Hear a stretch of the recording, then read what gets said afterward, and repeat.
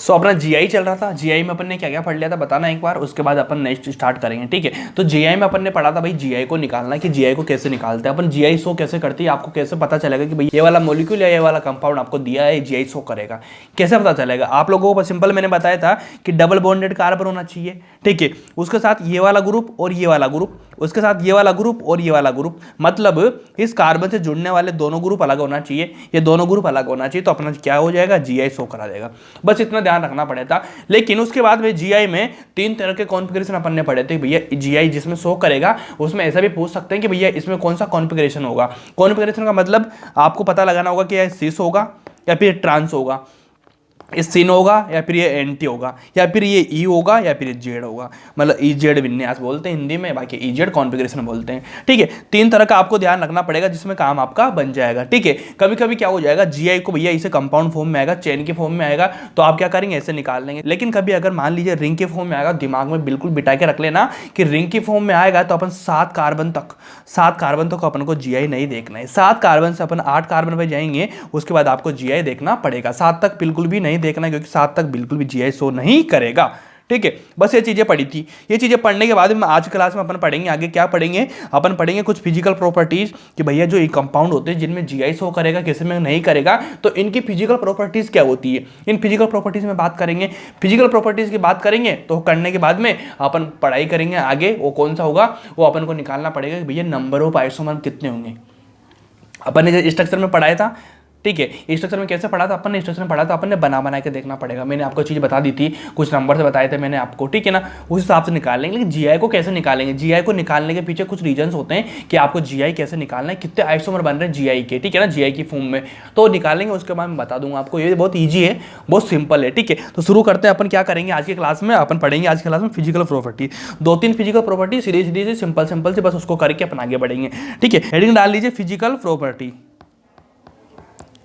Physical properties लिख देंगे अपन, ठीक है जी। और फिजिकल प्रॉपर्टीज में बात करूंगा तो सबसे नंबर 1 पे जो अपना आता है वो आता है अपना मेल्टिंग पॉइंट, जिसे बोलते हैं एमपी शॉर्ट में।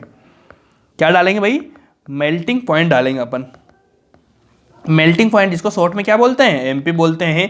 अब आपको लग रहा होगा भैया मेल्टिंग पॉइंट है, एमपी क्या होता है। आप सब जानते हैं बहुत अच्छे से कि मेल्टिंग पॉइंट क्या होता है। आपने अच्छे से पढ़ा होगा कि मान लीजिए कोई सा भी सॉलिड आप लेते हैं, क्या लेंगे, कोई सा भी सॉलिड आप लेते हैं, तो उस सॉलिड को पिघलाने के लिए, ठीक है, उसको मेल्ट करने के लिए जो एनर्जी दी जाती है या कुछ हीट दी जाती है, उस हीट देने के बाद में सॉलिड पिघल के या मेल्ट होकर लिक्विड में कन्वर्ट हो जाता है, इसे बोलते हैं मेल्टिंग पॉइंट। तो आपको इतना देखना पड़ेगा, क्या देखना पड़ेगा, क्वेश्चन आएगा किसका एमपी ज्यादा किसका एमपी कम, तो क्या भैया ऐसे आपको सॉलिड लेके उसको हीट देना पड़ेगा एग्जाम में, ऐसा नहीं करना पड़ेगा।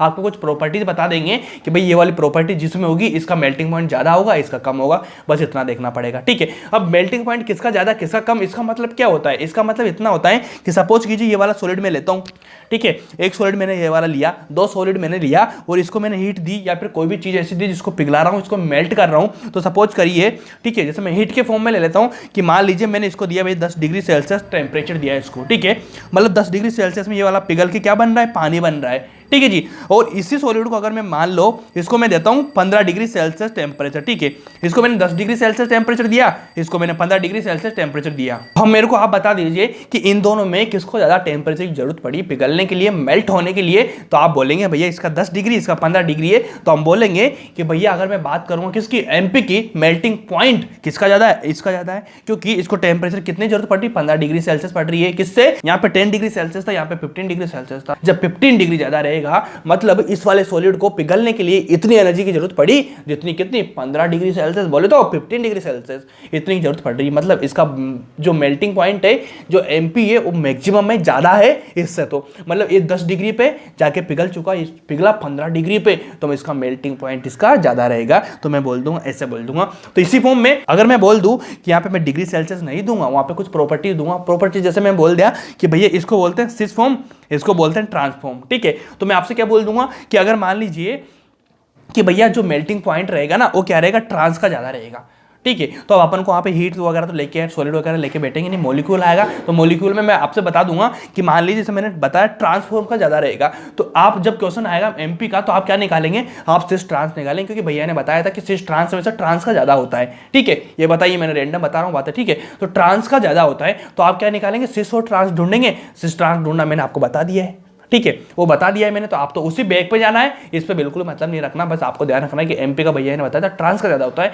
तो आप क्या करेंगे, सिस ट्रांस निकालेंगे। सपोज कीजिए इसका ट्रांस निकला तो आप इसका एमपी ज़्यादा लगा देंगे, सपोज कीजिए इसका ट्रांस ज़्यादा निकला तो आप ट्रांस इसका लगा देंगे, जिसमें आपका मेल्टिंग पॉइंट बन जाएगा। इतना ईजी है, इतना आसान है जो आपको करना पड़ेगा। ठीक है जी, तो इसी बेस पर अपन बात करेंगे, इसी पॉइंट से अपन बात करेंगे, सीखते रहेंगे। ठीक है, चलो आगे चलो।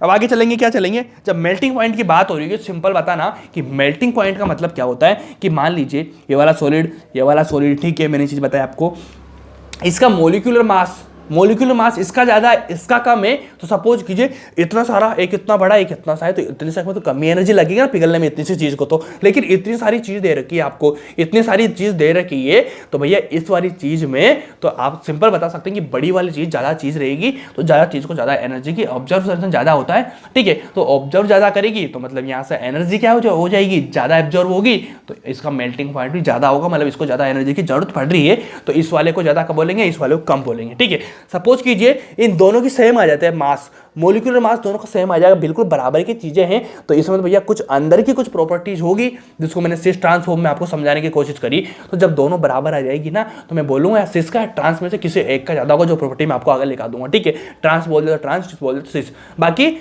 एक का मोलिकुलर मास कम, एक का ज्यादा आ गया, तो वहां तो भैया सिस ट्रांस प्रॉपर्टी पे जाना ही नहीं है, अपन को किस पे जाना है, मोलिकुलर मास पे जाना है। क्योंकि सिंपल बात है यार, इतना सा एक लोटा पानी को गर्म करने में जितना एनर्जी लगेगा, एक बाल्टी पानी को गर्म करने में ज़्यादा एनर्जी लगेगी। इसमें प्रॉपर्टी का कोई मतलब ही नहीं है ना, मास ज़्यादा है। अगर सपोज कीजिए एक गिलास दोनों पानी मैंने लिया, ठीक है, अब इसको मेल्टिंग करना है, दोनों का बराबर, दोनों को हीट बराबर देने हैं, हो सकता है दोनों का जो मेल्टिंग पॉइंट है वो अलग अलग आएगा। कैसे आएगा कि इन दोनों में कुछ प्रॉपर्टीज अलग हो, इन दोनों की, हो सकता है एक स्ट्रॉन्ग वाटर हो, एक थोड़ा सॉफ्ट वाटर हो, कुछ भी हो सकता है। ठीक है चीजें, तो आपको उस प्रॉपर्टी में जाना है। कब जाना है, जब मोलिकुलर मास से क्या हो जाएगा, इक्वल हो जाएगा। अगर मोलिकुलर मास ज्यादा आ जाएगा तो फिर तो कोई दिक्कत वाली बात नहीं है। ठीक है, इन दो चीजों को ध्यान रखना, जिसमें आपका सवाल बिल्कुल मेल्टिंग पॉइंट आ जाए, बीपी आ जाए, कुछ भी आ जाए, आसान हो जाएगा। ठीक है, शुरू करते हैं। कैसे कि अगर मैं ले लेता हूं भैया मोलिकुलर मास एमपी, ठीक है, इसको मैं एमपी नहीं लिखूंगा यार, सॉरी, मोलिकुलर मास। अगर मोलिकुलर मास ज़्यादा रहेगा तो अपना एमपी क्या रहेगा, ज़्यादा रहेगा। मोलिकुलर मास ज़्यादा तो एमपी ज़्यादा। जब मोलिकुलर मास सेम आ जाएंगे तब अपन किस पे जाएंगे, प्रॉपर्टी पे जाएंगे। प्रॉपर्टी कौन सी होगी मैं बता देता हूँ। ठीक है, अगर मैं लेता हूँ CH3, कार्बन के साथ में डबल बॉन्ड ले लेता हूँ, ठीक है, CH3H। अब पहले तो अपन क्या देखेंगे कि भैया अपन मेल्टिंग पॉइंट जो प्रॉपर्टीज है, ये प्रॉपर्टीज किसके पढ़ रहे हैं, अपन पढ़ रहे हैं जीआई में। ठीक है, जीआई फॉर्म रहेगी उसकी। तो सबसे पहले तो अपन वो चेक कर लेते हैं भैया जीआई फॉर्म है कि नहीं। तो जीआई फॉर्म ही नहीं और मेल्टिंग पॉइंट बीपी वगैरह कुछ लगा रहे तो गलत हो जाएगा क्वेश्चन। तो अपने को क्या करना है, सबसे पहले जीआई चेक करना है, क्या इस वाले कार्बन से ये दोनों चीजें अलग है, क्या इस वाले कार्बन से ये दोनों चीजें अलग है, बिल्कुल अलग है। इस वाले कार्बन से दोनों चीजें अलग है, इस वाले कार्बन से दोनों चीजें अलग है। तो अपने ये तो बात बोली थी डबल बॉन्डेड कार्बन से, जो इस कार्बन से दोनों ग्रुप अलग अलग होना चाहिए, तो जीआई शो करेगा। तो भैया जीआई शो करेगा, बिल्कुल राइट है, एक स्टेप हो गया। दूसरा स्टेप क्या बोलता है कि अपन को एमपी चेक करना है। एमपी कहाँ चेक करना है, जहाँ पे जीआई शो करेगा। जीआई शो कर रहा है, जीआई शो कर रहा है, तो अपना जाएगा कि मोलिकुलर मास पे जाना है। ठीक है, मोलिकुलर मास सेम आ जाएगा, तो सेम आने के बाद में क्या अलग होना चाहिए, फिर प्रॉपर्टीज पे जाएंगे। तो ये वाला मैंने ले लिया। इसी बेस में आपको कंपैरिजन करना है कि भैया किस किस के बीच में, तो मैं लगा दूंगा CH3H। अब बताओ सबसे पहले क्या जीआई शो करेगा, बिल्कुल शो करेगा, हाँ शो करेगा, बिल्कुल करेगा। उसके बाद मेरे को इतना बता दो आप, क्या इनका मोलिकुलर मास सेम है या फिर अलग अलग है। तो आप जवाब देंगे कि भैया इसमें दो कार्बन है, यहाँ भी दो कार्बन है, एक CH3 एक CH3 एक CH3 एक CH3, दो हाइड्रोजन है। तो मतलब इन दोनों का क्या है, मोलिकुलर मास तो सेम आ गया। जब मोलिकुलर मास सेम आ जाएगा, अगर मान लीजिए मोलिकुलर मास इसका ज्यादा होगा तो मैं क्या बोलता, बिना देखे इसको लगा देता भैया एमपी इसका ज्यादा होगा। लेकिन मोलिकुलर जब मास सेम आ चुका है तो मैं क्या बोलूंगा, जब मोलिकुलर मास मेरा सेम, तो मैं प्रॉपर्टीज में जाऊंगा। और प्रॉपर्टीज तो भैया आपने बताई नहीं कि किसका ज्यादा होगा, तो सिंपली उसका भी मैं जवाब देता हूं कि मेरे को एक चीज बता दो कि मैंने आपको पिछले बारों में पढ़ाया कि सिस और ट्रांस, तो आप जानते होंगे कि सिस ट्रांस में कौन सी फॉर्म सिस और कौन सी फॉर्म ट्रांस है। कि जब मान लीजिए दोनों जो ग्रुप है सेम ग्रुप, दो सेम ग्रुप एक साइड आ जाएंगे तो सिस बोलेंगे, दो सेम ग्रुप अपोजिट आ जाएंगे, ऐसे अपोजिट आ जाएंगे तो उसको ट्रांसफॉर्म बोलेंगे। तो यहाँ पे CH3 दोनों सेम पोज में, तो इसको मैं क्या बोलूंगा, सिस बोलूंगा। यहाँ पे देखो CH3 अलग अलग है, तो मैं इसको क्या बोलूंगा, ट्रांसफॉर्म बोलूंगा। चलो इतना तो आपको आया। अब मेरे को बता दीजिए कि भैया इन दोनों में क्या कि भैया इन दोनों में सिस और ट्रांस में किसका ज़्यादा रहेगा। तो आपके दिमाग में एक अच्छे से दिमाग में चीज़ बिठा लेना कि हमेशा जब सिस और ट्रांस फॉर्म आ जाए, किस में, आइसोमर्स की फॉर्म में, किस में, समझना, आइसोमर की बोल रहा हूँ मैं, किसकी बोल रहा हूँ, आइसोमर की। इसका मैं जवाब दूंगा आगे। कभी कभी आइसोमर नहीं आएगा तो सिस ट्रांस में उल्टा हो जाएगा, वहाँ पे मोलिकुलर मास को ही देखना पड़ेगा आपको कि अगर मान लीजिए सिस और ट्रांस फॉर्म आ रही किस में, आइसोमेरिज्म फॉर्म में, आइसोमेरिज्म है, जीआई दिखा रहा है, सिस और ट्रांस में से हमेशा ट्रांस का ज़्यादा रहेगा। क्या एमपी, आप अपने बेसिक नोट में बिल्कुल गारंटेड लिख लीजिए इस चीज़ को कि जब भी मैं एमपी की बात करूँगा हमेशा ट्रांसफॉर्म का ज़्यादा होगा किससे, सिस से। किससे ज़्यादा होगा भाई, सिस से ज़्यादा होगा, सिस से।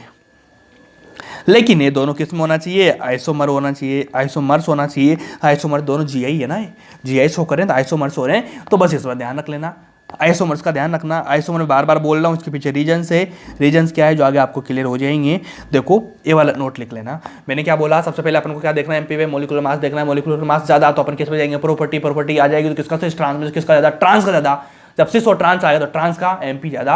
क्या दो चीज़ों के अलावा आपको तीन चीज़ याद रखनी, कि मैं बोलूँगा तीन चीज़ बिल्कुल ध्यान रखनी। क्या इसी इतने से पॉइंट से क्या भैया हम 1000 क्वेश्चन करेंगे तो हो जाएंगे, मैं बोलता हूँ 1000 नहीं 10,000 क्वेश्चन करिए आप, इन्हीं 2 पॉइंट से क्वेश्चन आपके हिलेंगे नहीं, आप देख के टिक लगाएंगे। ऐसे चीज़ों को पढ़ना होता है, भर भर के कॉपियाँ काम नहीं चलता है। ऐसे तो 10,000 क्वेश्चन कर लेना, मैं बुक का नाम बता दूँ, वो कर लेना, ठीक है ना, करते रहना। आपको 2 ही पॉइंट से क्वेश्चन हिलेंगे साहब, आप 100 क्वेश्चन करो या 10 क्वेश्चन करो, 1000 करो, 10,000 करो, क्वेश्चन यही है कि आपके इनसे क्वेश्चन हिलेगा, ठीक है। ध्यान रखना, एमपी का मोलिकुलर मास सेम, तो प्रॉपर्टीज में जाऊँगा, प्रॉपर्टीज कौन सी, सिस और ट्रांस में ट्रांस का ज़्यादा कब होना चाहिए, आइसोमर की फॉर्म हो तब कहलाएगा, ठीक है, सिंपल। आइसोमर कब कहलाते हैं, जब एमएफ सेम होता है, मोलिकुलर मास सेम होता है, मोलिकुलर फॉर्मूला सेम है तो मोलिकुलर मास सेम हो जाएगा, ठीक है जी। बस इससे काम करो, काम बनेगा, 100% बनेगा, ठीक, गारंटेड। अब कभी कभी दिमाग में आ जाता है कि भैया सिस और ट्रांस में ऐसा क्या रीजन है कि भैया ट्रांस का ज़्यादा होगा सिस का कम होगा। तो मैं इतना बता दूं कि आप हमेशा मेरे को इतना बताओ, ट्रांसफॉर्म कैसे, सिस फॉर्म कैसे बनती, ऐसे बनती कि नहीं बनती, बनती बिल्कुल। ट्रांसफॉर्म में क्या होता है, ट्रांसफॉर्म बनती कैसे, ऐसे बनती कि नहीं बनती, ऐसे बनती है। तो ट्रांसफॉर्म में क्या होता है, इतना मेरे को बताओ कि भैया ट्रांसफॉर्म में क्या होता है। सिंपल बताना कि इनमें जो मॉलिक्यूल होते हैं, जो एटम्स होते हैं, इनके बीच में क्या होता है, क्लोज पैकिंग होती है। क्या होती है, क्लोज पैकिंग, क्लोज पैकिंग होती है इसमें, ठीक है। क्या होता है इसमें, क्लोज पैकिंग होती है। क्लोज पैकिंग किस में होती है, क्रिस्टल लेटिस जो होते हैं ना, क्रिस्टल। अबे बिना काम की बातें जो मैं लिखा रहा हूँ ना, बिना काम की बातें, फोकट बातें, फोकट, तुम्हारा टाइम वेस्ट कर रहा हूँ मैं, ठीक है।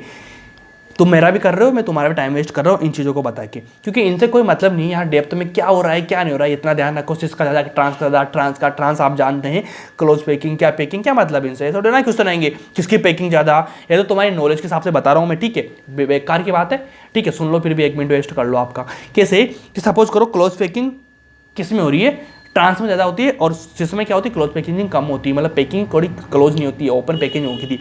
जब क्लोज पैकिंग की बात हो रही है, मतलब कैसे, सपोज करिए एक वाला मॉलिक्यूल, दूसरा मॉलिक्यूल इतना नज़दीक में, तीसरा मॉलिक्यूल इतना नज़दीक, चौथा इतना इतना इतना इतना, तो बिल्कुल गड्ढा हो जाएगा एकदम से, ठीक है। इनकी जो पैकिंग है ना बिल्कुल स्ट्रॉन्ग रहेगी। तो स्ट्रॉन्ग पैकिंग मतलब इनको उबालने में या इसको मेल्ट करने में, कुछ भी करेंगे अपन, इनको मेल्ट करने में क्या हो जाएगा, एनर्जी ज़्यादा लगाना पड़ेगा। जब एनर्जी ज़्यादा लगाना पड़ेगा तो अपना क्या, एमपी भी ज़्यादा हो जाएगा, मतलब ज़्यादा मॉलिक्यूलर, मतलब ज़्यादा मेल्टिंग पॉइंट रहेगा, मतलब कुछ ज़्यादा हीट देनी पड़ेगी, कुछ भी करना पड़ेगा पिघलाने के लिए, क्लोज पैकिंग होने के कारण। क्या इनको याद रखेंगे, बिल्कुल ध्यान नहीं रखना। ध्यान क्या रखना है, ट्रांस का ज़्यादा, किस चीज़ का ज़्यादा, मैं बोलूँगा ट्रांस का ज़्यादा, इतना ध्यान रखो, काम बनेगा, गारंटेड बनेगा। अगला क्वेश्चन ले लीजिए। अगला क्वेश्चन में सिंपल बताना मेरे को, एमपी का आपको ऑर्डर बताना है, एमपी का, एमपी उधर वाला नहीं चल जाना, मध्य प्रदेश में अपन को किसका बताना राजा, इसका बताना,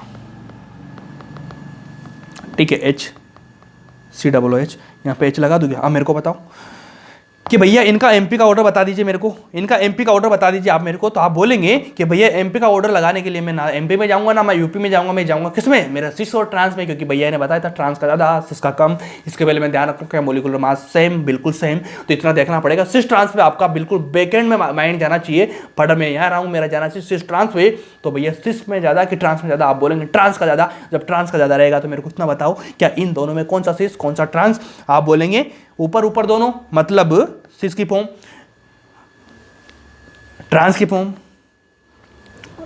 अपोजिट तो ट्रांस की फॉर्म, जब ये सिस की फॉर्म बन रही है, ट्रांस की फॉर्म बन रही है, तो मेरे को बताओ क्या सिस में से और ट्रांस में से किसका ज़्यादा, क्योंकि मोलिकुलर मास दोनों का सेम है, क्योंकि GI शो कर रहा है, GI शो कर रहा है, देखो अपोजिट अपोजिट अपोजिट अपोजिट। जब ट्रांस की फॉर्म बन रही है, सिस की फॉर्म बन रही है, तो मैं क्या बोलूँगा, ट्रांस का ज़्यादा हो जाएगा, क्या हो जाएगा, MP ज़्यादा हो जाएगा। मैं क्या लिखूंगा यहाँ पे, ट्रांस का ज़्यादा, किससे ज़्यादा, किससे, सिस से ज़्यादा। किसकी बात कर रहा हूँ, सिस का ज़्यादा, ट्रांस का ज़्यादा। आप बोलेंगे ट्रांस का ज़्यादा और किससे ज़्यादा, सिस से ज़्यादा, क्या ज़्यादा, MP ज़्यादा। बस इतना करो, क्या इसमें आपको बिल्कुल PhD करने की ज़रूरत है क्या। मैं बोलता हूँ इस पॉइंट से 1000 क्वेश्चन करिए, बिल्कुल राइट होंगे, ठीक है। चलो इतना कर लिया आपने, क्या आसान बनी की चीज़, चलो इतना ले लो। मैंने हमेशा क्या बोला, यहाँ पे लिखना ना, आइसोमर बनना चाहिए, पहले आइसोमर्स होना चाहिए, जब सिस ट्रांस में तब बनेगा, नहीं तो अपन किस पे जाएंगे, मोलिकुलर मास तो रहता ही है ना। जब आइसोमर रहता है तो MF सेम होता है, क्योंकि आइसोमेरिज्म की अपनी डेफिनेशन थी, वो क्या थी कि भैया मोलिकुलर मास हमेशा सेम होना चाहिए। क्या होना चाहिए, मोलिकुलर मास सेम होना चाहिए। जब मोलिकुलर मास सेम रहेगा तो आइसोमर बन जाएंगी। जब आइसोमर बन जाएंगे तब अपन तो किसको देखेंगे, सिस ट्रांस को देखेंगे। लेकिन मैंने इसके पहले क्या बताया था आपको, जनरली देख लेना, कंसेप्ट देखना। कंसेप्ट क्या बोलता है आइसोमर का, कि भैया MF सेम होना चाहिए। मैंने आपको अच्छे से ऐसे बता दिया कि जिसका मोलिकुलर मास सेम रहेगा तो अपन सिस ट्रांस देख लेंगे, अगर मोलिकुलर मास सेम नहीं है तो अपन किसको देखेंगे, मोलिकुलर मास को देखेंगे। कैसे देखेंगे, चलो इतना बता दो मेरे को, चलो इतना बता दो मेरे को, चलो इतना बता दो मेरे को, इतना बताओ। ये भैया क्या आ गया, भैया ने बताया था आप लोगों को कि ये वाला फॉर्म देखो, यहाँ पे GI वाला डबल बॉन्ड आ रहा है, यहाँ पे डबल बॉन्ड आ रहा है, तो मैं इसमें क्या देखूंगा, इसमें मैं देखूंगा क्या इसका मोलिकुलर फॉर्मूला सेम है या डिफरेंट है। मैं बोलूंगा 1 carbon 2 carbon 3 carbon 4 carbon, 1 carbon 2 carbon 3 carbon 4 carbon 5 carbon 6 carbon. भैया MF तो क्या इसका मोलिकुलर फॉर्मूला, या मोलिकुलर मास ले लो। जब मोलिकुलर फॉर्मूला अलग रहेगा, मोलिकुलर मास लिख लो यहाँ पे, नहीं तुम उल्टे सीधे काम करोगे, गलत कर लोगे मामला। कैसे करोगे, मोलिकुलर मास, रुको ना यार, हिंदी में लिखता हूँ, हिंदी में लिख दिया मैंने, मोलिकुलर मास, ठीक है। मोलिकुलर मास किसका ज़्यादा, ये 4 कार्बन की चेन थी, ये ज़्यादा कार्बन की चेन है, तो मोलिकुलर मास ज़्यादा हो गया, तो अपन किस में जाएंगे, क्या MF सेम होगा, नहीं होगा, क्या अपन सिस ट्रांस में जाएंगे, बिल्कुल नहीं जाएंगे। जब MF सेम रहेगा तो अपन सिस ट्रांस में जाएंगे। तो यहाँ पर तो हमेशा इसका आ गया, तो मैं इसका लगा दूंगा, क्या लगा दूंगा, देखो ये क्या है, सिस फॉर्म बन रही है ना, देखो ये वाली अलग अलग, ठीक है। इसको क्या बोलूँगा मैं, सिस का, ये उल्टा सीधा आ रहा है, देख लो, तो इसको क्या बोलूँगा, ट्रांस का। तो देखो यहाँ पे सिस का ज़्यादा हो गया, यहाँ पे ट्रांस का कम हो गया। कब हो गया, तो मैंने ये तो चीज़ समझाई थी ना। सबसे पहले अपन किस पे जाएंगे, मोलिकुलर मास पे जाएंगे, देन अपन किस पे जाएंगे अपन सिस और ट्रांस पे जाएंगे। तो अगर मोलिकुलर मास डिफरेंट आ जाएगा तो भैया जिसका मोलिकुलर मास ज़्यादा उसका MP भी ज़्यादा हो जाएगा। अगर मान लीजिए मोलिकुलर मास सेम आ जाएगा तो अपन किस पे जाएंगे, सिस ट्रांस में, और सिस ट्रांस में किसका ज़्यादा, ट्रांस का ज़्यादा। बस इतना ध्यान रखना, इसमें काम हो जाएगा। क्या इन 3-4 पॉइंट में आपकी पूरी केमिस्ट्री का जो MP है वो बिल्कुल क्लियर है, बिल्कुल क्लियर है यार। चलो इसमें कोई दिक्कत नहीं होगी। तो अगली प्रॉपर्टी से बात करते हैं। 2-3 प्रॉपर्टी मैं आपको साथ में बताऊंगा, साथ में बताया कि एक प्रॉपर्टी से 3 प्रॉपर्टी बिल्कुल उड़ जाएगी। उसके बाद आप 1000 क्वेश्चन करें, 10,000 क्वेश्चन करें, बिल्कुल होंगे, गारंटेड होंगे, ठीक है। कैसे होंगे, कि अगर मैं सबसे पहले मैं बात करूंगा किसकी, पोलराइजेशन की बात करूंगा। चलो इसको छोड़ो, बिल्कुल मिलते जुलते लिख लेता हूँ मैं, बॉइलिंग पॉइंट लिख लेता हूँ, बॉइलिंग पॉइंट, ठीक है। बॉइलिंग पॉइंट आप जानते होंगे। उसके बाद तीसरी प्रॉपर्टी में किसके पढ़ूंगा, पहले मैंने पढ़ी MP, उसके बाद में इसको बोलते हैं BP हाई हो चुका है इसका, ठीक है, BP बोलेंगे इसको। फिर उसके बाद में अपन किसको करेंगे, पोलराइजेशन, ठीक है। पोलराइजेशन की बात करी जाएगी। उसके बाद में किसके पढ़ूंगा मैं, डायपोल की पढ़ूंगा भाई, डायपोल की पढ़ूंगा, ठीक है। पोलराइजेशन को किससे शो करवाते हैं, पोलराइजेशन को शो करवाते हैं भैया किससे, बताओ किससे करते हैं मेरे को बताओ। डायपोल को किससे शो करते हैं मेरे को बताओ, U से शो करते हैं, U से, ठीक है। कभी कभी आपने डायपोल का फॉर्मूला पढ़ा होगा, U = Q × D, मतलब Q चार्ज और D डिस्टेंस, चार्ज के बीच में डिस्टेंस, ये सारी चीज़ें होती हैं कि इतना फॉर्मूला था। 3 चीज़ों की मैं बात करूंगा। 3 चीज़ों में अगर मैं बात करूंगा, सिंपल भाषा में मैं बात करूंगा, पोलराइजेशन को किससे शो करते हैं, Q से शो करते हैं, Q किससे शो करेंगे, Q से शो करेंगे। कभी कभी आपने पोलराइजेशन या डायपोल के बारे में सुना होगा, दोनों इक्वल चीज़ें लगती है। कैसे लगती है कि देख लीजिए, U की फॉर्म निकालेंगे अपन, अगर मान लीजिए Q की वैल्यू अपन ने 0 लिख दी तो यहाँ पे भैया 0 हो जाएगा। कभी कभी अपन ने 3 लिख दी, ठीक है, डिस्टेंस तो बराबर रहेगी ना, Q बदलेगा, तो इस तरह से चीज़ें चलेगी। तो इन तीनों चीज़ों में आपको ध्यान रखना पड़ेगा। कैसे ध्यान रखना पड़ेगा, सपोज कीजिए मैं कार्बन लेता हूँ, फ्लोरीन लेता हूँ, ठीक है। अब मेरे को इतना बता दीजिए आप, इन दोनों में किसकी EN ज़्यादा, आप बोलेंगे EN ज़्यादा किसकी, फ्लोरीन की, ठीक है। इलेक्ट्रोनेगेटिविटी की बात की जाएगी, ठीक है। En ज़्यादा मतलब इलेक्ट्रोनेगेटिविटी की, किसकी ज़्यादा, फ्लोरीन की। अब फ्लोरीन की ज़्यादा इलेक्ट्रोनेगेटिविटी, तो याद होता है आपको, पढ़ाया था मैंने कि इलेक्ट्रोनेगेटिविटी में क्या होता है, इलेक्ट्रॉन को अट्रैक्ट करने की एनर्जी होती है। मतलब ये दूसरे जो मॉलिक्यूल होता है, दूसरा एटम होता है जिसकी En ज़्यादा होती है, वो वाला एटम इससे अपने इलेक्ट्रॉन को अट्रैक्ट कर लेता है, मतलब इससे इलेक्ट्रॉन को अट्रैक्ट कर लेता है, तभी तो इलेक्ट्रोनेगेटिविटी कहलाती है। वहाँ पे यहाँ पे इलेक्ट्रॉन ज़्यादा हो जाएंगे। तो देखो इन दोनों में से किसकी En ज़्यादा, मैं बोलूँगा इसकी En ज़्यादा, तो ये क्या करेगा, अपनी तरफ इसके इलेक्ट्रॉन को अपनी तरफ क्या कर लेगा, अट्रैक्ट कर लेगा। ये देखो अपनी तरफ क्या करेगा, इलेक्ट्रॉन को अट्रैक्ट कर लेगा। जब अट्रैक्ट कर लेगा तो मेरे को इतना बताओ कि यहाँ से इधर आया तो मतलब यहाँ पे चार्ज बढ़ जाएगा, ठीक है। तो मैं क्या बोलूँगा, इसका चार्ज मतलब क्यू क्या हो जाएगा, नॉट इक्वल टू जीरो। मतलब कितना है मेरे को पता नहीं, लेकिन जीरो तो नहीं होगा। सिंपल समझ में आई चीज़, बिल्कुल आई होगी आपको यार। अगर लो सी ले लिया मैंने, Cl ले लिया, मेरे को इतना इसका बता दो आप कि भैया Cl की इलेक्ट्रोनेगेटिविटी ज़्यादा, तो ये भी इलेक्ट्रॉन अट्रैक्ट करेगा। तो मैं क्या लिखूंगा कि भैया इसका Q है नॉट इक्वल टू जीरो रहेगा। जीरो तो नहीं रहेगा, जीरो से ज़्यादा ही रहेगा कभी कभी, ठीक है। कभी कभी मैं ले लूँगा BF3। अब BF3 को कैसे बनाते हैं, आप बनाएंगे BF3 को ऐसे बनाएंगे। मैंने आपको इनऑर्गेनिक में बहुत अच्छे से पढ़ा रखी है चीज़ें, ठीक है। अब मेरे को बताओ B से F की इलेक्ट्रोनेगेटिविटी किसकी ज़्यादा, इसकी ऐसे करेगा। मतलब बी में कितने इलेक्ट्रॉन, 3 इलेक्ट्रॉन से 3 में से एक इलेक्ट्रॉन इधर खींच रहा है, एक इधर खींच रहा है, एक इधर खींच रहा है। तो आपको पता होगा जब दो ऐसे निकलते हैं तो रिजल्टेंट कहाँ निकलता है, बीच में निकलता है। इनका रिजल्टेंट क्या निकलता है, बीच में निकलता है इनका, इतना। तो अब मेरे को इतना बताओ कि दोनों का रिजल्टेंट कितना, इधर वाला बीच में। तो एक तो इधर खींच रहा है, ये वाला देखो, एक इधर खींच रहा है, एक इधर खींच रहा है। तो भैया इनका क्या हो जाएगा, जीरो हो जाएगा। एक इधर, तो दोनों का क्या हो जाएगा, जीरो हो जाएगा। बराबर हो गया ना, बिल्कुल। तो इन दोनों का जीरो हो जाएगा। तो मैं क्या लिखूंगा, Q बराबर जीरो। समझ में आई चीज़, समझ में आई होगी मेरे ख्याल से, तो बिल्कुल आई होगी। कभी कभी क्या होता है ना, ऐसे हो जाता है, CS3 दे देंगे आपको, CS दे देंगे आपको, CS3 दे देंगे आपको। मेरे को बताओ, सॉरी यहाँ पे CS2 दे देंगे आपको, ठीक है, CS2 दे देंगे आपको। अब मेरे को इतना बताओ, आप सिंपल भाषा में बताना कि इनमें आप कैसे निकालेंगे। अब यहाँ पे आप निकालेंगे आयोडाइजेशन निकाल के। तो आयोडाइजेशन कैसे निकालते हैं बताओ, sp2 sp3 निकलता है कि नहीं निकलता है। इसका बताओ, इसका क्या हो जाएगा, इसका हो जाएगा sp3, क्योंकि 3 और 4 काउंट आएंगे। CS में एक H आ रहा है, एक इधर 3 आ रहा है। 3 का कितना, sp2, ठीक है। जितना काउंट उससे एक कम होता है। यहाँ पे देखो 2 और 3 आ रहा है, मतलब इसका भी sp2 हो जाएगा। क्या इन दोनों में चीज़ों में आपको क्लियरली पता चला क्या भाई कैसे कैसे काम चल कर रहा है अपना। तो मेरे को इतना बताओ, इसका कितना sp2, ठीक है, इसका कितना sp3। तो sp2 और sp3 में से इलेक्ट्रोनेगेटिविटी किसकी ज़्यादा होती है, आयोडाइजेशन कम की तरफ, मतलब sp2 वाला अट्रैक्ट ज़्यादा करेगा। कैसे करेगा, ऐसे करेगा ही।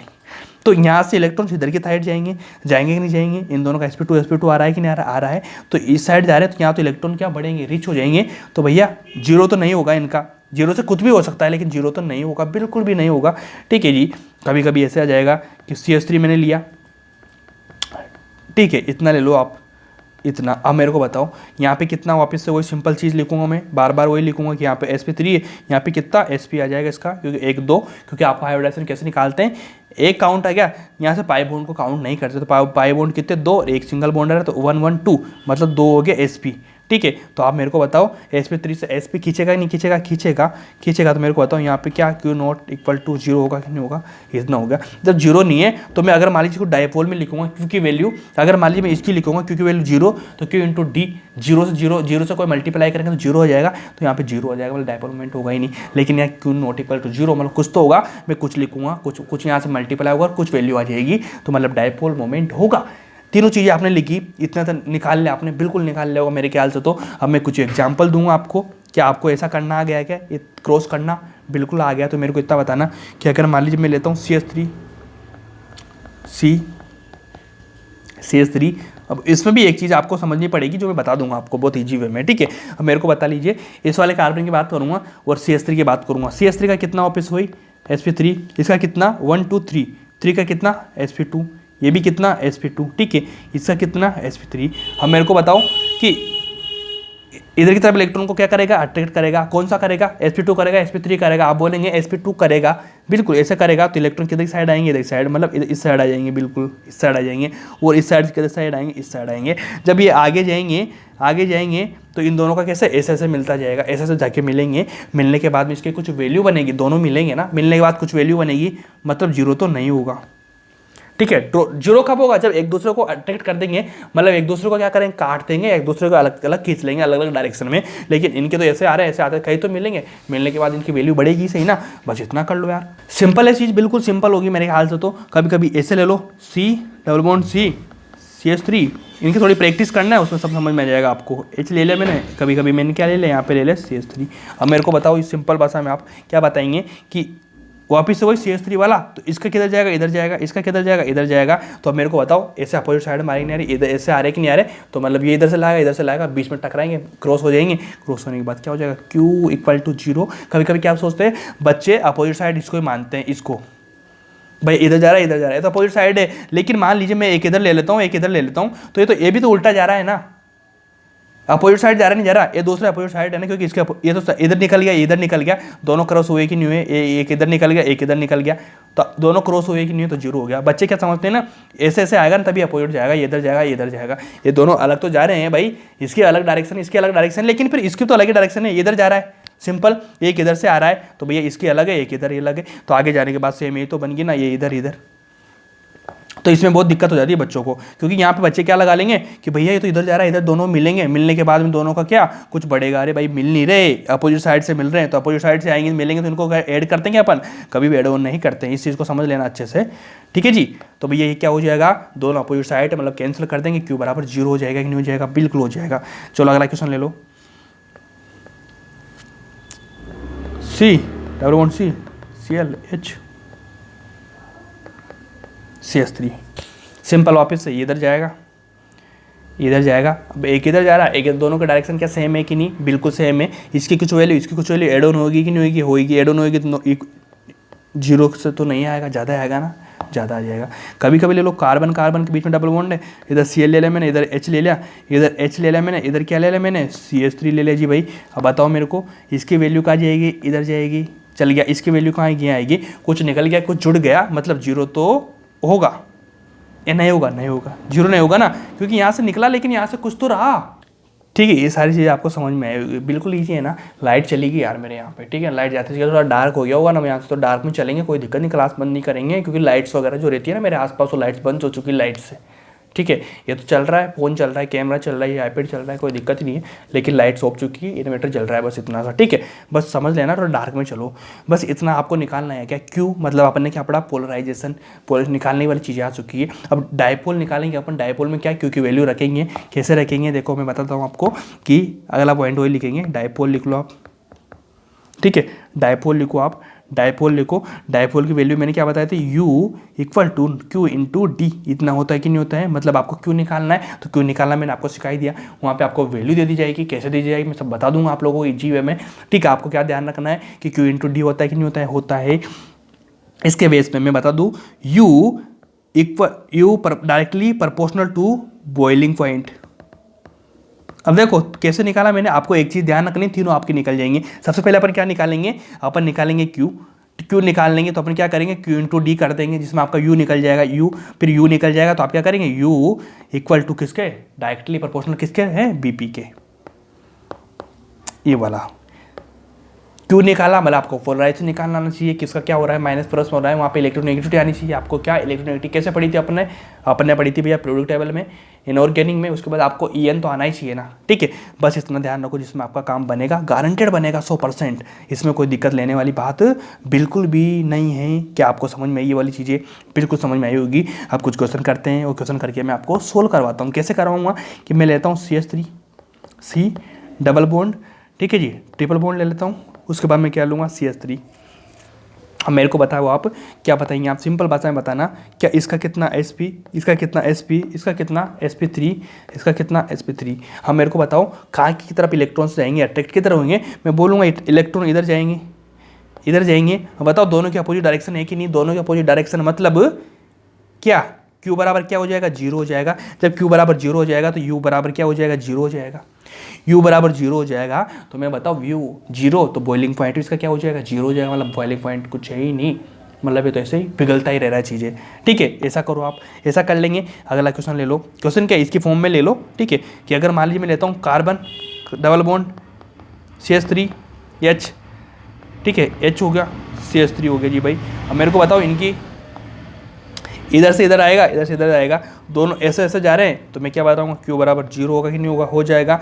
क्यू बराबर 0 हो जाएगा, सारी चीज़ें भी 0 हो जाएगी। अगर 0 नहीं होगा कुछ और आ जाएगा। क्यों से क्वेश्चन करता हूँ, HC double bond C CH3H, ठीक है। अब मेरे को बताओ यहाँ पे सिंपल CH2 CH3। अब यहाँ से आपको एक कंसेप्ट सीखने को मिलेगा। क्या मिलेगा, अभी मैं इसमें कंपेयर करा दूंगा आपको। कैसे मिलेगा कि आपके दिमाग में क्या चल रहा होगा कि भैया CH3 इधर आएगा, ये वाला इधर आएगा, ठीक है, दोनों आएंगे, दोनों आगे क्रॉस हो जाएंगे। लेकिन मेरे को इतना बताओ कि यहाँ पे कितना CH3, यहाँ पे क्या CH2 CH3, कि मान लीजिए इसकी वैल्यू CH2 CH3 ज़्यादा बड़ा ग्रुप है कि नहीं, बिल्कुल बड़ा ग्रुप है। मान लीजिए इसकी वैल्यू 10 है और तो CH3 की तो भैया 5 ही होगी, तो इधर से 10 आएंगे, इधर से 5 आएंगे, तो 5 से 5 क्रॉस हो जाएंगे, तो वैल्यू यहाँ तो कुछ बचेगी, 5 तो बचेगी, क्योंकि यहाँ पे बड़ा ग्रुप है। यहाँ पे क्या CH3 था, यहाँ पे CH3 था, दोनों की वैल्यू 5-5 है। मान लीजिए दोनों की क्रॉस हो चुकी है, तो इस पॉइंट को दिमाग में रख लेना। ये पॉइंट यहाँ पे सीखने को मिलता है अपन को। नया पॉइंट क्या बताना है कि अगर ग्रुप अलग अलग है तो फिर वहाँ पे कुछ तो अलग बचेगा। तो मैं यहाँ क्या लिखूंगा,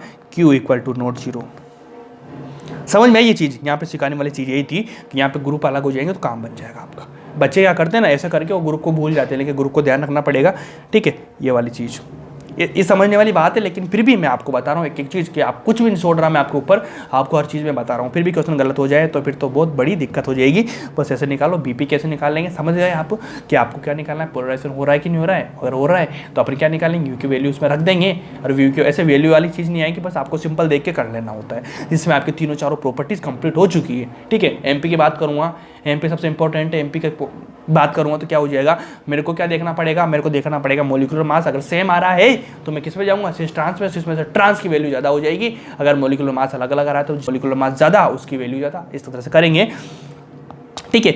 अब GI का सबसे नंबर 1 जो पॉइंट है अपना, जो समझने वाला अंडरस्टूड पॉइंट है, वो पॉइंट है अपन क्या करेंगे, अपन को करना भी है कैलकुलेट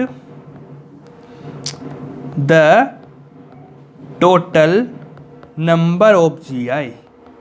मतलब आपको क्या करना है, टोटल नंबर ऑफ GI करने पड़ेंगे। टोटल नंबर ऑफ GI कैसे निकालेंगे, सिंपल भाषा में सबसे पहले अपन को क्या देखना पड़ेगा, सबसे पहले अपन को देखना पड़ेगा कि भैया ये GI भी है या नहीं है। जब GI होगा तो उसके कितने GI बन सकते हैं, ठीक है। तो इसमें अपन को 3 पॉइंट पढ़ने पड़ेंगे भाई। 3 पॉइंट कैसे पढ़ेंगे, 3 टाइप से क्वेश्चन पूछे जा सकते हैं। कैसे पूछे जाएंगे, तो फर्स्ट नंबर का क्वेश्चन लिखो।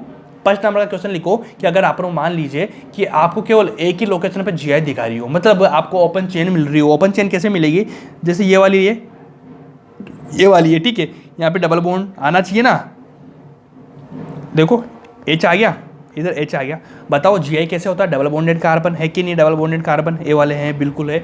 यहाँ पे 2 ग्रुप अलग है, ये 2 ग्रुप अलग है, तो मैं क्या कहलाऊंगा, GI होगा कि नहीं होगा, हो जाएगा। जब GI हो जाएगा तो सिंपली अब इसमें ये निकालना पड़ेगा कि भैया GI तो शो कर रहा है, लेकिन टोटल नंबर ऑफ GI कितनी टाइप की GI बना सकता है। तो हमेशा ध्यान रख लेना, क्या रखेंगे, लिखाऊंगा नहीं, आप लिख लेना कॉपी में अपने हिसाब से, कि अगर मान लीजिए आपको ऐसे ओपन चेन मिले, और ओपन चेन मिलने के बाद इतना बताना मेरे को कि अगर आपको केवल एक ही लोकेशन मिले, मतलब डबल बॉन्ड एक ही मिल रहा है, तो एक ही जगह GI दिखाएगा ना, एक ही जगह GI। तो अगर 2 मिलेंगे तो 2 जगह GI दिखाएगा, लेकिन अपन को शर्त तो रखना पड़ेगा, ग्रुप अलग अलग होना चाहिए। तो यहाँ पे GI 1 दिखा रहा है, तो भैया एक इतना बताना कि यहाँ से आपको कितनी फॉर्म मिल सकती है, 2 ही तो फॉर्म मिल सकती है। एक तो मिल सकती है सिस फॉर्म, एक मिलती है ट्रांस फॉर्म। तो हमेशा ध्यान रखना कि अगर आपको ओपन चेन में आपको एक ही ये मिल रहा है, GI का लोकेशन एक ही मिल रहा है डबल बॉन्ड, तो हमेशा 2 ही बनाएगा, 2 से ज़्यादा कभी भी नहीं बनाएगा। 2 कौन से बनाएगा, एक तो सिस फॉर्म, एक ट्रांस फॉर्म। आप भी समझ सकते हैं कि अगर मान लीजिए बड़े बड़े ग्रुप दोनों एक साइड हो जाएंगे, है ना, और बड़े बड़े ग्रुप क्या अपोजिट हो जाएंगे। इनमें ये तो चीज़ कर सकते हैं ना कि अगर मान लीजिए, मैं बता रहा हूँ आपको कैसे बताऊँगा, आपको सिंपल बताऊँगा। अगला क्वेश्चन ले लो। अगला क्वेश्चन क्या बोलता है कि जैसे मान लीजिए मैं लेता हूँ CH3 CS double bond CS, ठीक है, CH3। हम मेरे को बताओ कि यहाँ पे कितनी लोकेशन है। आप बोलेंगे भैया डबल बॉन्ड एक जगह आ रहा है, ठीक है। यहाँ पे H CH3 जुड़ा, एक H CH3 जुड़ा, मतलब दोनों ग्रुप अलग अलग GI शो करेगा। तो यहाँ से आप क्या बोलेंगे, अगर आपको एक ही लोकेशन मिल रही है तो आप क्या बोलेंगे, सिस और ट्रांस बनेंगे, ठीक है। सिस और ट्रांस बनेंगे। सिस ट्रांस कैसे बनेंगे, सिंपल भाषा में बताना कि भैया CH मतलब CH है, डबल बॉन्ड हो गया, CH हो गया जी भाई। इतना बताओ मेरे को, सिंपल है क्या नहीं, बिल्कुल है। अब सिस ट्रांस कैसे बनेंगे मेरे को बताओ, C डबल बॉन्ड C हो गया, ठीक है। एक तरफ जुड़ा H, एक तरफ क्या जुड़ा CH3, एक तरफ क्या जुड़ा CH3, एक तरफ क्या जुड़ा H। एक तो ऐसे बना सकता है अपन, इसको क्या बोलेंगे, सिस फॉर्म बोलेंगे। वो मैं ट्रांस की बात करूंगा तो कार्बन कार्बन डबल बॉन्ड, वो जो CH3 है ऐसे जुड़ रहा है सेम साइड, तो इसको मैं क्या कर दूंगा, ऐसे अपोजिट साइड कर दूंगा। तो मैं क्या करूंगा, CH3 H हो गया, यहाँ पे क्या जोड़ दूंगा CH3, यहाँ पे H। बोलो सिस और ट्रांस फॉर्म बनी कि नहीं बनी? दो ही तो फॉर्म बनी, दो से अलावा तीसरी कौन सी बनाएंगे? आप कोई सी भी नहीं बना सकते। ऐसे कोई सा आ जाए, कभी मान लीजिए आपको रिंग भी मिल जाए, क्या मिल जाए आपको? कभी कभी आपको रिंग मिल जाए, ऐसे रिंग मिल जाएगी, तो आप मेरे को क्या बताएंगे? रिंग में क्या देखते हैं कि कोई सा भी रिंग में दो sp3 कार्बन, क्या दो sp3 कार्बन, ये दो sp3 है, sp3 ये sp3, दो sp3 कार्बन पे आपको अपोजिट ग्रुप मिल जानी चाहिए। दो sp3 कार्बन पे Gi शो करे, मतलब क्या मिलना चाहिए? ग्रुप अलग अलग मिल जाए। तो यहाँ पे देखो CH3, इसको क्या बोल देंगे? H। यहाँ पे क्या CH3, यहाँ पे H। अब आप बोल रहे हैं भैया आप तो एक लाइन खींची हुई थी, तो एक लाइन का मतलब हमेशा CH3 होता है, यहाँ पे हाइड्रोजन नहीं होता है। हाइड्रोजन तो क्या होता है? कुछ भी नहीं खींची हो ना, तब भी हाइड्रोजन जोड़ देना होता है अपन को। तो आप मेरे को इतना बताओ कि यहाँ पे तो भैया, अब आप बोलेंगे भैया यहाँ पे तो CH3 होगा और यहाँ पे H होगा, तो होने दो। मैंने तो क्या बोला, यहाँ पे 3 आपको sp3 मिल गई जी, अपोजिट ग्रुप है, लेकिन अपनी तो शर्त क्या है? केवल 2 मिल जाए अपन को तब भी हो जाएगा। 3 मिल जाए, 4 मिल जाए तो अच्छी बात है, लेकिन अपन को 2 भी मिल रहे हैं, तो 2 मेरे पास में ये मिले, मेरे को ये भी मिल रहा है, लेकिन मैं इसको कंसिडर नहीं कर रहा हूँ क्योंकि मेरे को 2 चाहिए। या मैं इसको कर लूँगा, या मैं इसको कर लूँगा, कैसे भी कर लूँगा, बस मिनिमम मेरे को 2 मिले तो मैं क्या कहलाऊँगा? Gi कहलाऊँगा। अब मेरे को बताओ, जब यहाँ पे कितना, यहाँ पे क्या हो रहा है? Gi शो कर रहा है, Gi शो कर रहा है, एक लोकेशन है, आपको Gi शो करेगा तो बताओ एक रिंग में एक ही Gi शो करेगा ना? अगर Gi शो करेगा तो इसके भी क्या सिस और ट्रांस बनेंगे, इसके अलावा कुछ नहीं बनेंगे। बस इतना कर लेना जिसमें आपका काम बन जाएगा, बस इतना ध्यान रख लेना, बिल्कुल ईजी हो में, ठीक है जी। इस तरह से चीज़ें आएगी, ठीक है, इतना कर लेंगे, बहुत बेहतरीन हो जाएगा। कभी कभी क्या हो जाएगा, कभी क्या हो जाएगा, एक लोकेशन के बजाय आपको क्या मिलेंगे? 2-3 लोकेशन मिल जाएगी, मतलब 2 या 3 पाई बॉन्ड मिलेंगे आप लोगों को, ठीक है। तो मतलब लोकेशन अलग होगी, तो यहाँ पे आपको एक लोकेशन मिली, जब आपको 2-3 लोकेशन मिलने लग जाएगी तो उसमें से आपको 2 चीज़ें निकल के आएगी। 2 चीज़ें कौन सी निकल के आएगी? एक तो आएगी भैया 1, जिसको क्या बोलेंगे अपन? जिसको बोलेंगे अनसिमेट्रिकल। क्या बोलेंगे? अनसिमेट्रिकल। क्या बोलेंगे? अनसिमेट्रिकल बोलेंगे, अनसिमेट्रिकल एंड बोल दो इसको, ठीक है, अनसिमेट्रिकल एंड से मतलब आपको जब 2 या 3 लोकेशन मिल जाए, सिंगल लोकेशन मिल जाएगी, तो वहाँ पे भैया हमेशा 2 आंसर देना है आपको, सिस और ट्रांस बनेगा, ठीक है। बस आपको बना के नहीं देखना, आंसर में टिक कर देना है, क्या?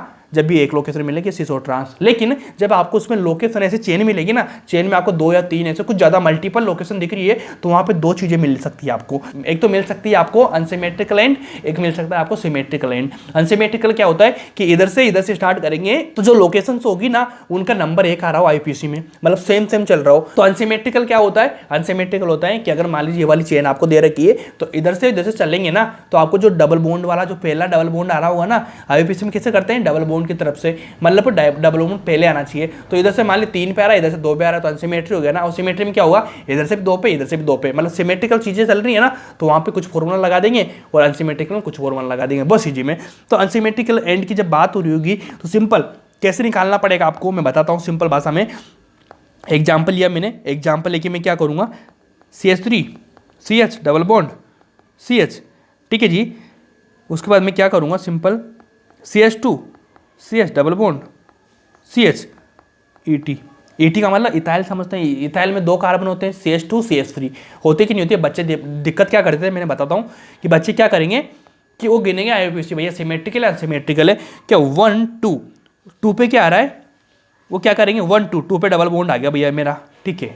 इधर से क्या करेंगे? 1 2 पे डबल बॉन्ड आ गया, लेकिन ध्यान रखो ET में 2 आता है, CH2 CH3 मतलब 2 कार्बन आ रहे हैं, तो ET में 2 कार्बन 1 2 ये आ रहा है 3 नंबर पे, तो आपको 3 नंबर पे मिल रहा है, ठीक है। तो आप मेरे को बताओ, सबसे पहले अपन क्या करेंगे? आपको लोकेशन कितनी मिल रही है? मैं बोल रहा 1 2 लोकेशन मिल रही है। अगर 1 मिलती है तो इसके 2 बना देंगे। अगर 2 लोकेशन आपको मिलती है तो आपको 2 चीजें मिलेगी, सिमेट्रिकल है अनसिमेट्रिकल। अब अनसिमेट्रिकल कैसे देखेंगे? मैंने देखा 1 2 पे आपको डबल बॉन्ड मिल गया, इधर से चलेंगे तो 3 पे मिल रहा है, मतलब ये अनसिमेट्री है। सिमेट्री तो नहीं ना, सिमेट्री कब होती? जब यहाँ भी CH2 जुड़ा होता है, CH3 जुड़ा होता, CH3 से क्या जाएंगे? 1 2 पे आपको डबल बॉन्ड मिल जाए, इधर से 1 2 पे डबल बॉन्ड मिल जाए, मतलब आईपीसी जानते हो ना आप। तो दोनों तरफ से अलग अलग मिल रहा है, मतलब अनसिमेट्रिकल हो गया। जब अनसिमेट्रिकल मिल जाए तो एक बेसिक सा आपको मैं फॉर्मूला बता रहा हूँ, उसको बोलते हैं 2n। क्या बोलते हैं? 2n, इसका 2n होता है, ठीक है। 2n, n बराबर क्या होता है? लोकेशन ऑफ Gi, लिख लेना आप, लोकेशन ऑफ Gi, ठीक है ना। क्या समझ में नहीं आ रहा हो तो देख लेना, n बराबर होता है लोकेशन ऑफ Gi, मतलब Gi की लोकेशन कितनी? 1 के 2, तो यहाँ पे 2 मिल रही है, तो यहाँ पे 2n फॉर्मूला है बेसिक वे में। बेसिक वे में कैसे? 2n, n की वैल्यू कितनी भाई? यहाँ पे n की वैल्यू यहाँ पे 2, ठीक है। तो मैं क्या करूँगा? 2n बराबर 2, अपोजिट क्या करेंगे? 2 × 2 बराबर क्या हो जाएगा? 4 हो जाएगा, मतलब यहाँ से क्या बनेगा? 4 बनेगा। अब आपको दिमाग में वही आ रहा होगा 4 कैसे बना, तो सिंपल बताना, ये वाली चीज़, इस वाली चीज़ जब सिंगल लोकेशन आती है तो अपन क्या बनते हैं, सिंगल का कितना बनता है, 2 बनता है। तो यहाँ पे कितनी आ रही, 2 लोकेशन आ रही है, 2 लोकेशन का 2 का 2 4 हो जाएगा, सिस ट्रांस यहाँ बनेगा, सिस ट्रांस यहाँ बनेगा, तो 2 का 2 गुना 4 हो जाएगा कि नहीं हो जाएगा। 1 का 2 बन रहा था जब आपने एक लोकेशन की बात करी है, 2 लोकेशन आ गई, सिंपली 4 बनेगा कि नहीं बनेगा। इस तरह से करो, 2n का फॉर्मूला लगाओ, आसानी से काम बनेगा, बिल्कुल इजी वे में बनेगा। ठीक है जी, ठीक है जी, कोई दिक्कत है क्या, कोई दिक्कत नहीं होगी। अगला क्वेश्चन ले लो। अगला क्वेश्चन क्या बोलता है, ये वाला मैंने क्वेश्चन ले लिया, एक डबल बॉन्ड मैंने लगाया यहाँ पे। ठीक है जी, एक डबल बॉन्ड मैंने यहाँ लगाया, एक यहाँ लगाया, एक कहाँ पे लगाऊंगा मैं, एक डबल बॉन्ड यहाँ पे लगाऊंगा। अब सबसे पहले अपन को क्या देखना है कि यहाँ पे 1 लोकेशन या 2 लोकेशन, 3 लोकेशन। तो सिंगल लोकेशन तो नहीं आ रही क्योंकि 3 पाए बॉन्ड आ रहे हैं, मतलब 2 एक से ज़्यादा ही होगी लोकेशन। अब इसके बाद अपन लोकेशन देखेंगे, तो लोकेशन देखेंगे, मिस्टेक क्या करते हैं बच्चे, समझना, मैं मिस्टेक पे काम, मिस्टेक क्या करते हैं, वो देखते हैं 1 2 3 पाए बॉन्ड है, मतलब वो क्या कर देते हैं, 3 लोकेशन देख लेते हैं, 3 लगा देते हैं, n बराबर 3। उनको क्या लगता है कि भैया 3 हो चुकी है अपनी क्या लोकेशन, मतलब 3 जगह से GI शो कर रहा है। लेकिन भैया इतना तो ध्यान रखो कि GI शो करने के लिए क्या होना चाहिए कि डबल बॉन्डेड कार्बन से दोनों ग्रुप अलग अलग होना चाहिए। तो नालायको इतना मेरे को बताओ, क्या बताएंगे, डबल बॉन्ड है कि इस वाली लोकेशन से 2 हाइड्रोजन जुड़े हुए हैं सेम, इधर तो अलग अलग है, ये वाला अलग है, ये वाला अलग है, लेकिन यहाँ पे तो SCH3 मतलब एक ग्रुप है, दोनों ग्रुप जुड़े, क्या GI शो करेगा कि ये वाला, बिल्कुल शो नहीं करेगा GI। डबल बॉन्ड ने कैसा क्या, लेकिन डबल बॉन्ड होने के साथ साथ आपको क्या दोनों ग्रुप अलग होना चाहिए। ठीक है, यहाँ पे अलग अलग नहीं, सेम है। ठीक है, तो ये वाला नहीं करेगा, इसके करेंगे इधर इधर इधर इधर इधर इधर, मतलब इधर, ये दोनों तरफ से शो कर रहा है। तो यहाँ पे मेरे को कितनी मिली, L बराबर 2 लोकेशन मिली, ना कि 3। ठीक है, n बराबर क्या हो रही है मेरी, 3 नहीं होगी, यहाँ पे क्या होगी, n बराबर 2 होगी, क्योंकि ये लोकेशन शो नहीं करेगी। तो जो मिस्टेक करते हैं ना मैक्सिमम बच्चे, मैं उस मिस्टेक को आपको क्लेरिफाई कर रहा हूँ। तो सिली मिस्टेक आपसे होगी नहीं, क्वेश्चन आपका कोई सा भी रॉन्ग होगा नहीं, बस इतना करेंगे काम बनेगा आपका। बस बेसिक है, क्या बेसिक है, इस तरह से करो सिंपली। अपना फॉर्मूला क्या बोलता है, n बराबर मेरे को 2 मिल रहा है, तो मैं क्या करूँगा, 2 की पावर 2 इक्वल टू 2 इंटू 2 बराबर कितना कर दूंगा, 4 कर दूंगा। कभी 3 मिल जाएगी तो 3 की वैल्यू लगा देना, कुछ भी लगा देना यार, सिंपल इस तरह से करते जाना, काम बनता जाएगा। ठीक है, अब सेकंड नंबर की बात करेंगे। सेकंड नंबर कौन सा अपना, सिमेट्रिकल एंड। सिमेट्रिकल एंड तो आप समझ ही होंगे, मैंने बता ही दिया आप लोगों को। सिमेट्रिकल एंड कैसे हो जाएगा भाई, सिमेट्रिकल एंड हो जाएगा, जैसे मान ली एक्सरसाइज लेता हूँ मैं, CH3 CH double bond CH double bond CH3। ठीक है, इतना कर लेना। अब मेरे को बताओ सिमेट्री कैसे बनी, कि डबल बॉन्ड है, इधर से लूंगा तो 2 नंबर पे डबल बॉन्ड आ रहा है, इधर से लूंगा 2 नंबर पे डबल बॉन्ड आ रहा है। मेरे को लोकेशन कितनी मिल रही है, 2 मिल रही है। ठीक है, तो अब मेरे को बताओ यहाँ पे 2 लोकेशन मिल रही है, सेम है कि नहीं, राइट है, एक GI शो करेगा ही नहीं, ये दोनों एंड अलग है, दोनों ग्रुप अलग है। मतलब देखो CH है, या तो CH2 CH3 जुड़ रहा है, मतलब इस से ना, इधर से क्या H जुड़ रहा है, इधर से CH3 जुड़ रहा है, मतलब देखो सेम सेम आ रहा है कि नहीं आ रहा है, बिल्कुल ईजी वे में। मतलब आपको क्या मिल रहा है, 1 2, n बराबर क्या मिल रहा है आपको, n बराबर 2 मिल रहा है। क्या भैया मैं वही फॉर्मूला लगा दूँ 2n वाला, मैं बोलूँगा बिल्कुल नहीं। 2n वाला फॉर्मूला कहाँ लगाना है, जहाँ अनसिमेट्री हो और जहाँ पे सिमेट्री आपको मिल जाए। अब इसका फॉर्मूला कुछ अलग आएगा, क्यों फॉर्मूला क्या आएगा, लिखना कि अगर मान लीजिए आप 2 लिखेंगे, 2 की पावर क्या करेंगे, n-1 कर देंगे, फिर उसके बाद क्या करेंगे, 2 की पावर p कर देंगे।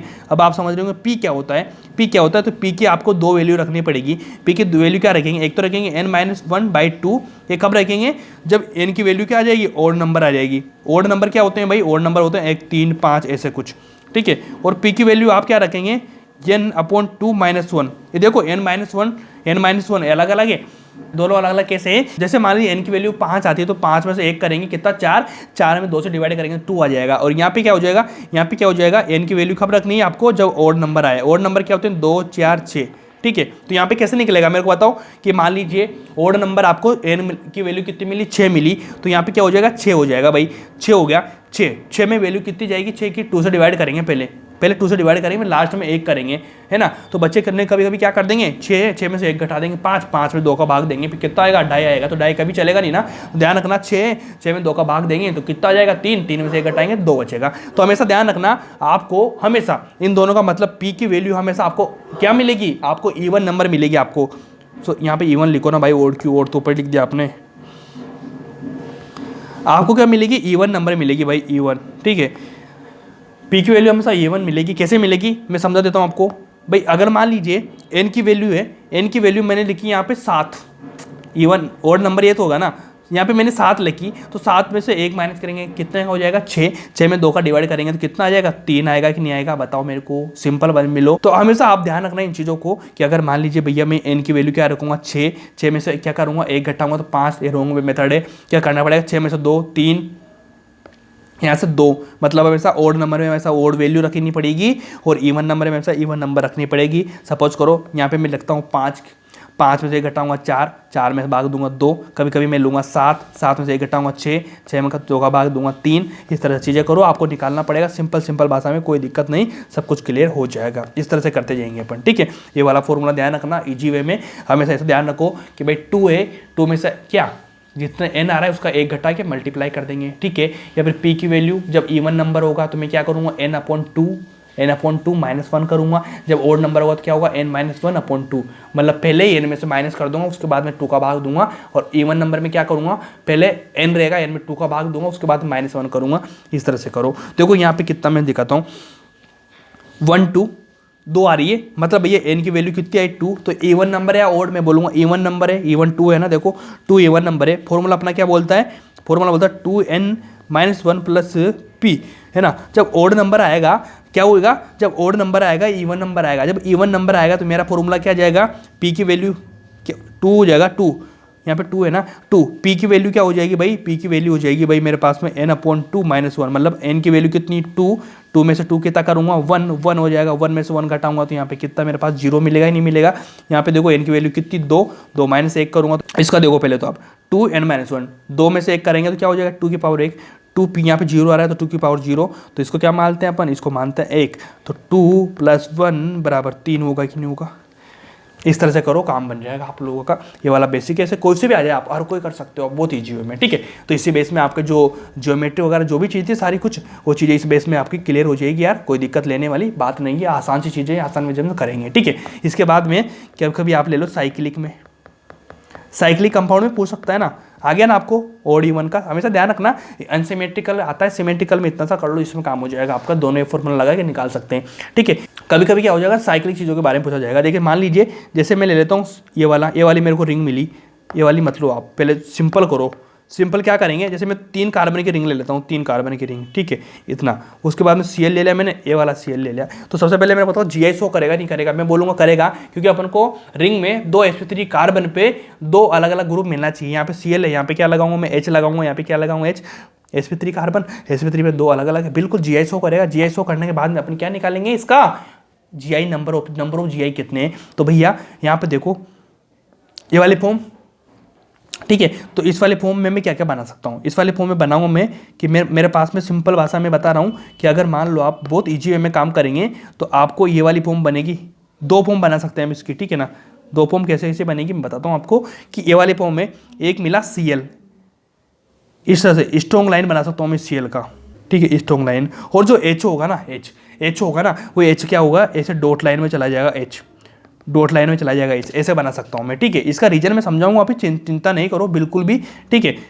तो इसको इस फॉर्म को बोलेंगे सिस फॉर्म। अब जो ये वाला इसमें मैं क्या करूँगा, इसमें एक तो बना दूंगा, एक तो डॉट में लिख दूंगा और एक लिख दूंगा स्ट्रॉन्ग में, किसको Cl को, बाकी H का उल्टा सीधा हो जाएगा। तो इस फॉर्म को बना दूंगा ट्रांस। अब मेरे को बताओ ट्रांस में क्या होता है, अपोजिट होता ही नहीं होता। देखो एक डॉट में एक स्ट्रॉन्ग लाइन में, तो ट्रांसफॉर्म बने कि दोनों देखो स्ट्रॉन्ग लाइन में, तो इसको सिस बोलेंगे। अब इसका डॉट का और स्ट्रॉन्ग का क्या होता है, इसका होता है भैया, इसका बोलते हैं प्लेन।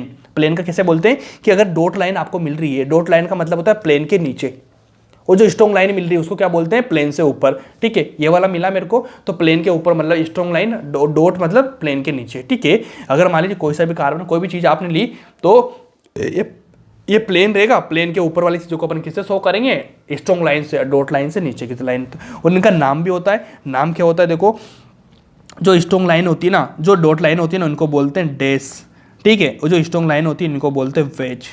वेज लाइन मतलब प्लेन के ऊपर, डैश लाइन मतलब प्लेन के नीचे। डॉट लाइन बोल दो आप तो डॉट लाइन को प्लेन के नीचे, स्ट्रॉन्ग लाइन को प्लेन से ऊपर। देखो प्लेन के ऊपर प्लेन के नीचे, ये दोनों सेम चीज़ बना दिया मैंने, 2 बना दिया, ये वाली चीज़ बन सकती है 2, इसके अलावा कुछ नहीं बनेगा, ठीक है। ऐसे कर लेना, साइक्लिक में आपको ऊपर नीचे बना के दिखा देना है जिसमें आपका काम बनेगा, ठीक है। अब इनमें सबसे इंपॉर्टेंट लाइन जो ट्रिक के फॉर्म में बता दूँ आपको, ट्रिक के फॉर्म में ध्यान रख लेना, हमेशा यही क्वेश्चन आएगा, इससे ऊपर कुछ भी क्वेश्चन नहीं आएगा। कैसे आएगा कि अगर मान लीजिए 3 है, ठीक है, तो कभी कभी क्या मिलेगा आपको, Cl Cl Cl, इसका मतलब नहीं Cl, इसका मतलब है कि इन तीनों पॉइंट से, मतलब तीनों कॉर्नर से आपको क्या मिलेगा, मतलब तीनों कार्बन से सेम ग्रुप मिल जाएंगे। ऐसे जब आपको सेम ग्रुप मिल जाएंगे, कोई सा भी ग्रुप मिलो, कभी कभी क्या मिलेंगे आपको, ए रिंग देंगे और देने के बाद क्या करेंगे, Cl लिखेंगे, यहाँ पे Cl लिखेंगे, यहाँ पे 2 ग्रुप सेम और 1 ग्रुप अलग हो जाएगा। कभी क्या हो जाएगा, कभी क्या हो जाएगा, यहाँ पे ब्रोमीन, यहाँ पे फ्लोरीन और यहाँ पे क्लोरीन, मतलब तीनों ग्रुप अलग अलग हो जाएंगे।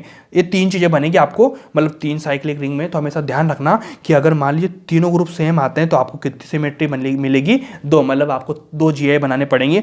जब मान लीजिए 2 ग्रुप सेम और 1 ग्रुप अलग आ जाए तो यहाँ पे 3 बनेगी, तीनों अलग हो जाएंगे तो 3 यहाँ पे बनेगी 4। क्या बनेगी? 4। भैया समझ में ही नहीं आया कैसे बनेगी 4? ठीक है, तो आपको बना के देखने से अच्छा है कि डायरेक्ट आप ध्यान रखो इन चीज़ों को, 2-3 चीज़ें ध्यान रखो। कैसे कैसे ध्यान रखेंगे कि अगर मान लीजिए सेम ग्रुप आ रहा है, मतलब सेम क्वालिटी है, सेम क्वालिटी है ना सबकी, सेम टाइप की है, तो सेम टाइप मतलब एक टाइप मिली आपको ClCl, कितने टाइप मिली आपको? 1 2 3, तीनों सेम है, मतलब एक ही टाइप मिली तो आपको टाइप से एक ज़्यादा लिखना है। तो एक टाइप मिली तो आप कैसे लिखेंगे? 2। अगर मान लीजिए आपको ClCl 2, यहाँ पे कितने टाइप मिल रही है आपको? 2, दोनों सेम है, एक अलग है, तो आपको 2 टाइप मिल रही है, 2 का 2 अलग, 2 का एक ज़्यादा कितना? 3 हो जाएगा। यहाँ पे देखो 1 2 3, 3 टाइप आपको मिले, 3 का एक ज़्यादा 4 हो जाएगा, 3 से ज़्यादा एक 4 हो जाएगा, मतलब जितनी टाइप चीज़ें आपको मिल रही है उस टाइप से एक प्लस कर देना है आपको। यहाँ पे मेरे को 3 टाइप मिली, मैंने 4 लिख दिया। यहाँ पे मेरे को 2 टाइप मिली, ClCl सेम है, एक टाइप है, 2 टाइप मिला, 2 टाइप के ग्रुप मिले तो मैंने 3 लिख दिया। यहाँ पे मेरे को ClCl दोनों तीनों एक टाइप पे मिला तो मैंने एक का दुगुना कितना? 2 लिख दिया। ठीक है, मतलब एक प्लस कर, दुगुना मत कर देना आप भाई, डबल मत कर देना, तो यहाँ 3 का दुगुना, यहाँ 2 का दुगुना 4 कर दो, रॉन्ग हो जाएगा। बस आपको 1 प्लस करना है जितने टाइप मिले। यहाँ पे मेरे को एक टाइप मिली, मैंने 2 कर दिया, यहाँ पे 2 टाइप मिली, मैंने 3 कर दिया, यहाँ पे 3 टाइप मिली, मैंने 4 कर दिया। इस तरह से करो यार, ये बेसिक पॉइंट है जो आपको करते रहना चाहिए, बस इजी वे में तो यही है। उसके बाद लास्ट पॉइंट क्या बोलता है अपना? उसके बाद लास्ट पॉइंट बोलता है स्टेबिलिटी। स्टेबिलिटी के लिए क्वेश्चन आता है, कभी कभी स्टेबिलिटी के पूछेंगे, तो स्टेबिलिटी में आप ध्यान रखना कि आपको CH3 मिले, कार्बन मिले, CH3 मिले, H मिले, उसके बाद में क्या मिले आपको? H मिलेगा यहाँ पे। ठीक है, देखो ये वाली फॉर्म सिस फॉर्म है कि नहीं? सिस फॉर्म है। क्या बोलते हैं? सिस। इसको क्या बोलते हैं? एल बोलते हैं कि नहीं बोलते? इनके बीच की जो एरियल डिस्टेंस होती है एल बोलते हैं। कभी कभी मान लीजिए आपको मिलता है CH3 C double bond C H CH3, क्या मिलेगा आपको? H मिलेगा। तो मेरे को बताओ, यहाँ पे था, यहाँ पे है L2, दोनों की डिस्टेंस ये L1 बोलते हैं, इसको L2 बोलते हैं कि नहीं बोलते? अब मेरे को बताओ, इसको क्या बोलते हैं? ट्रांसफॉर्म बोलते हैं। अब L2 ज़्यादा क्या L1 ज़्यादा? आप बोलेंगे L2 ज़्यादा, जिसकी एरियल डिस्टेंस जिसके L2 ज़्यादा, मतलब वो ट्रांसफॉर्म रहेगा, तो स्टेबिलिटी भी क्या हो जाएगी? ट्रांसफॉर्म की ज़्यादा रहेगी। ठीक है, किसकी ज़्यादा भाई? ट्रांसफॉर्म की ज़्यादा रहेगी। क्या? स्टेबिलिटी। स्टेबिलिटी का क्वेश्चन आएगा हमेशा ट्रांसफॉर्म को ज़्यादा दिखाना है। बस सिस ट्रांस अपन ने कर लिया, 4 क्वेश्चन करने से क्या मतलब है? जब आपको पता है सिस ट्रांस में ट्रांस ज़्यादा, तो ट्रांसफॉर्म आपको निकालना मैंने सिखा ही दिया, ट्रांस निकालो, काम आपका बनता जाएगा, टेंशन कुछ भी नहीं रहेगी। ठीक है, इस तरह से काम करेंगे आप।